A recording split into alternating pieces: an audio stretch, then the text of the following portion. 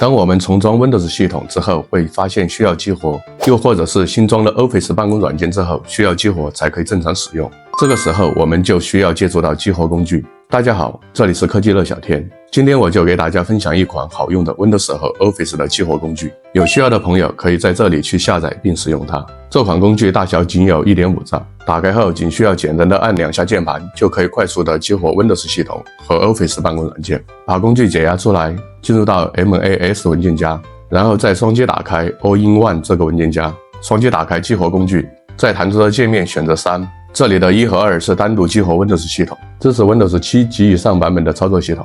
3和4是单独激活 Office， 支持 Office 2013及以上版本。5是 Windows 和 Office 一起激活，大家可以根据自己的需求选择。选择好之后，工具会自动开始激活流程。当命令对话框中出现了这个绿色的提示，就说明激活成功。这个时候再回到对应的软件中查看激活的状态。